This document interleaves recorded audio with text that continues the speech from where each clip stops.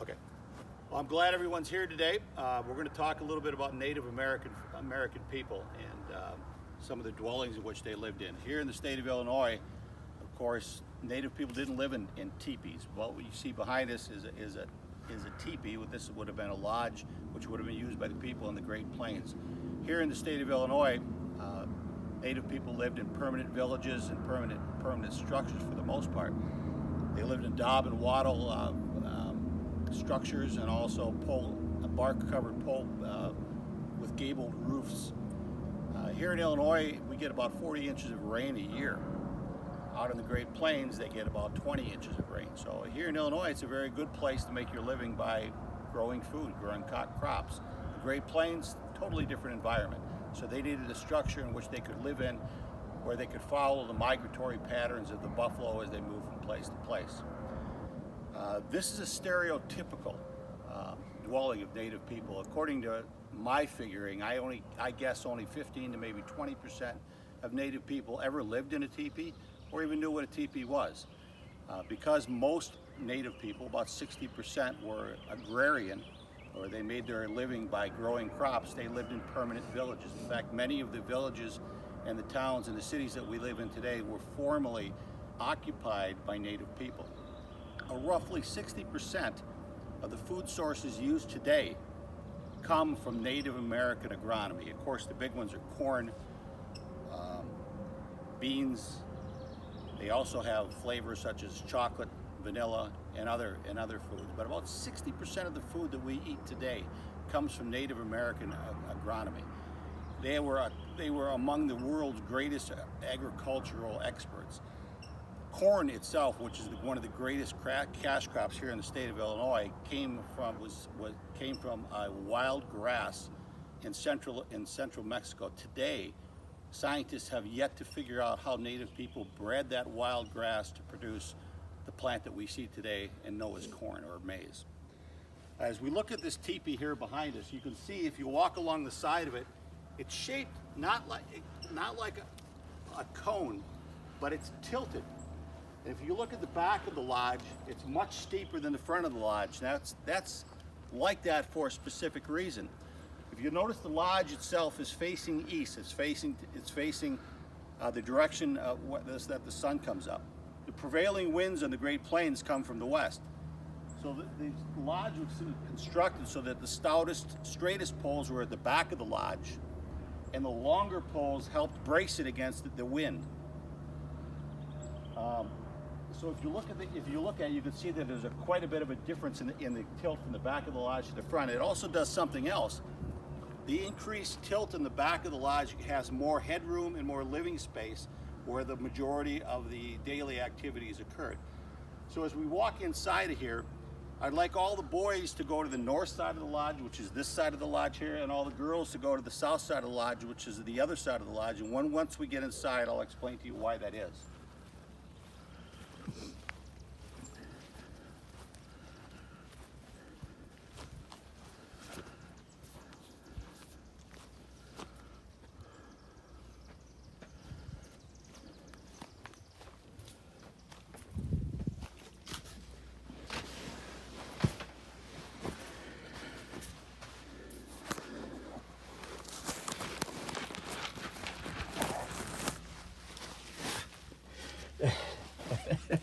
Sure you don't want that chair? Yeah. You want it? You're right. Okay, now that everyone sat down, I told you I had all the young ladies go to the south side of the lodge and all the boys go to the north side of the lodge, and I'll explain to you why that is. And there was a division of labor amongst Native people between men and women. We've all seen the movie Dances with Wolves. We've seen the exciting buffalo hunt where the young men went out and they hunted the buffalo. And if you remember that movie, there was a line toward the end of the buffalo hunt where Kevin Costner's character noted that there wasn't a single person hurt or lost, and only one pony was injured in the entire hunt. That's just not filler in that movie. What Costner's character was telling us was the danger that was involved in taking down the buffalo. Quite often, when these young men would go out on these hunts, they may not return from that hunt, or they would be injured, or they might even be killed. Since some of these villages men were outnumbered by women by a factor of 3 to 1, and this had a large part was due to the dangerous nature of hunting a buffalo. A buffalo, when he's full grown, can weigh about 2,500 pounds. From a standing position, he can jump 6 feet straight up in the air. He can run about 30 to 35 miles an hour and can run at top speed for a long period of time. They're extremely agile, they're extremely fast, and they're extremely protective, particularly of the young buffalo. So a buffalo may not always give his life willingly to a hunter. After the dangerous and the exciting job of hunting the buffalo was over, the arduous work fell to the role of the women. The women would move in with their knives and they would butcher, and a lot of the hard work would fall upon their backs. They would have to tan the hides. A lodge this size would have taken about 16 buffalo hides to make the outer skin and the inner liner and the ozone that you see here.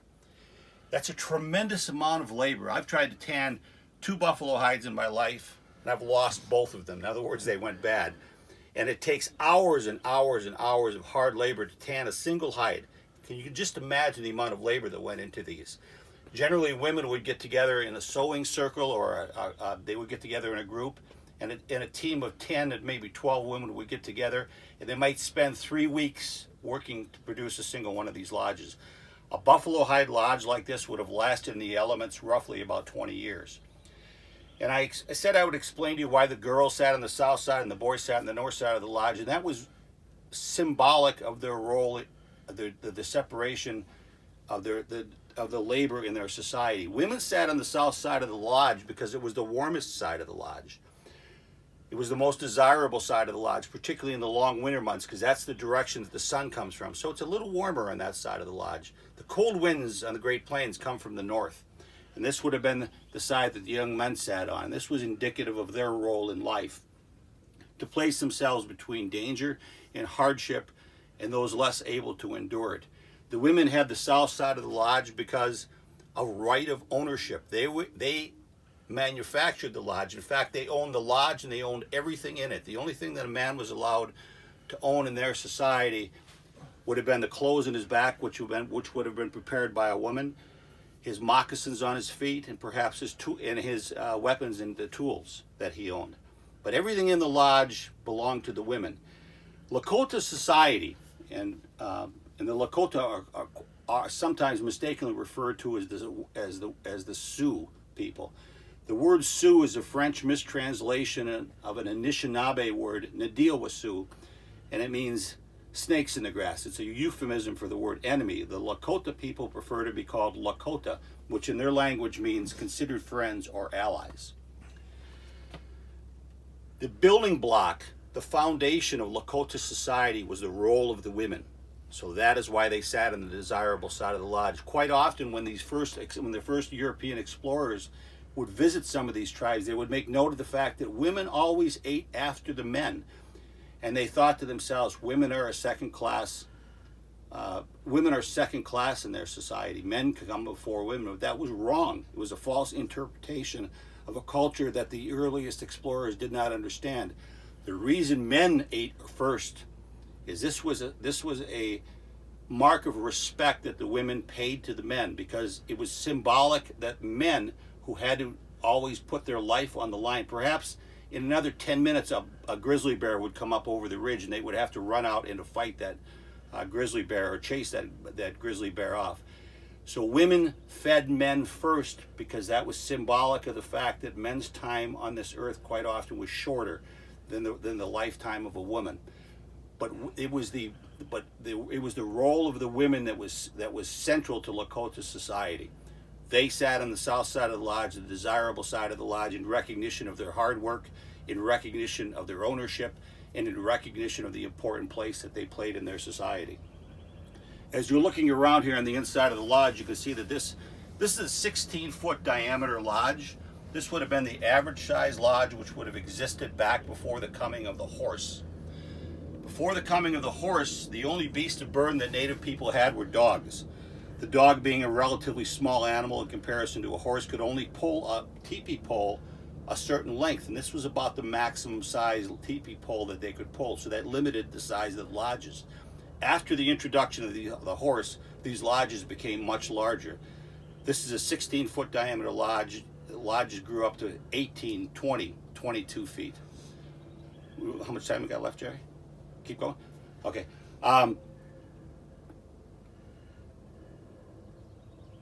Lost my train of thought. 16 foot. Yes, this is a 16-foot lodge. And like I say, after the introduction of the horses came, these lodges got much larger. A teepee is a wonderful structure to have in the Great Plains that the native people lived on.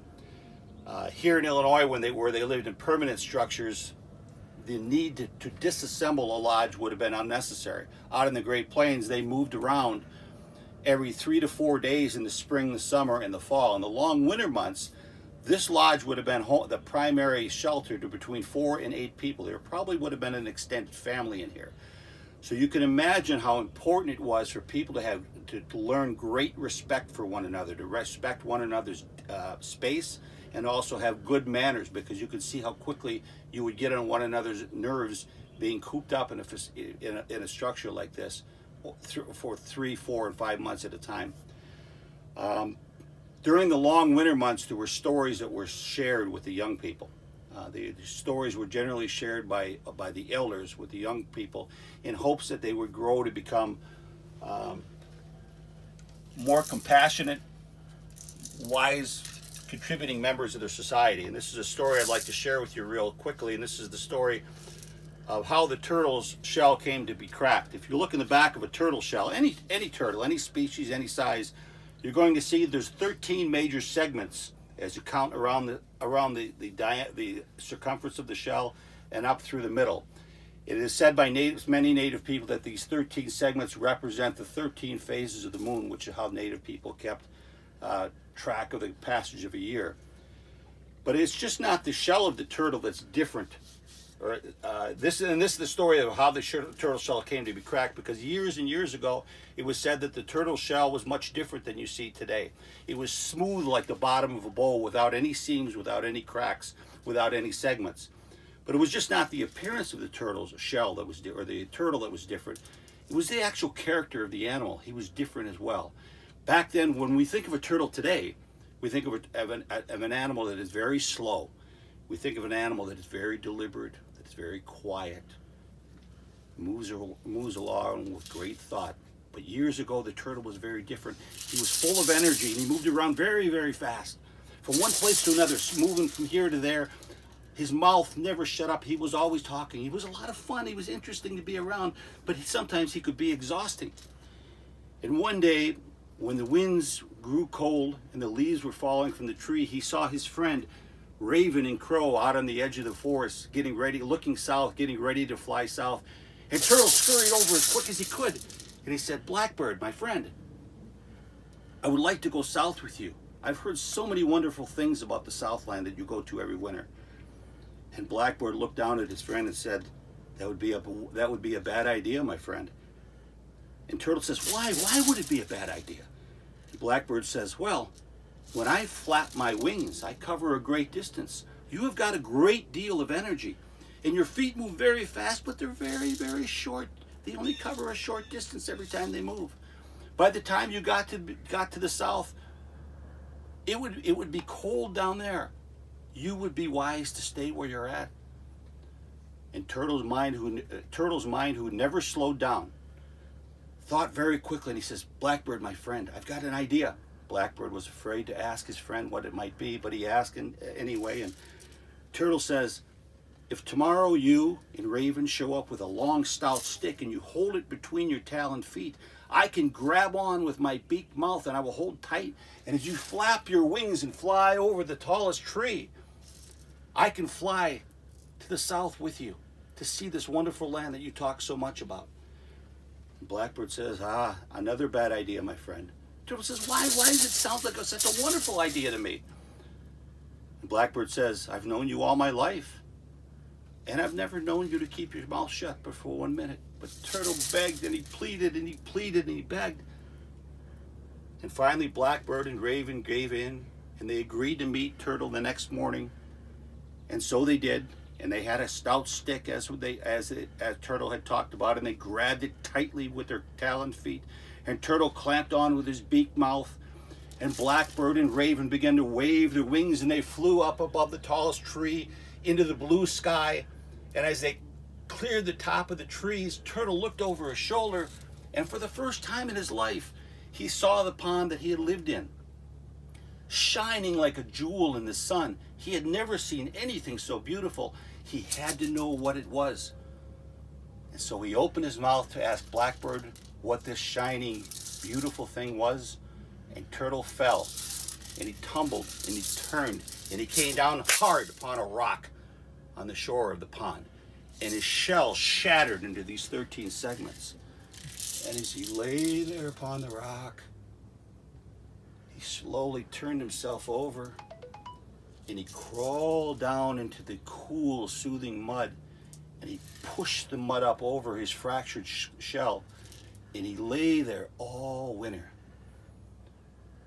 And the pond froze, and it thawed, and as the water warmed, Turtle crawled out of the mud and up onto the bank, and there waiting for him was his friend, Turtle. There, waiting for his friend, waiting for him was Blackbird and Raven. And Raven said, and Blackbird said to their friend, "We knew you could not keep your mouth shut." And stories like this were shared with the young ones as a reminder that the best way to learn is to keep your mouth shut and your ears open. And it's through stories like that which were shared with the elders, with the young ones, in hopes that they would, next time they saw a turtle, they would remember the story and remember the lesson. It wasn't just the nourishment that native people needed to survive that they gained from their surroundings, but it was also the lessons in how to lead a better life. We have much time left. Keep going. Cut it.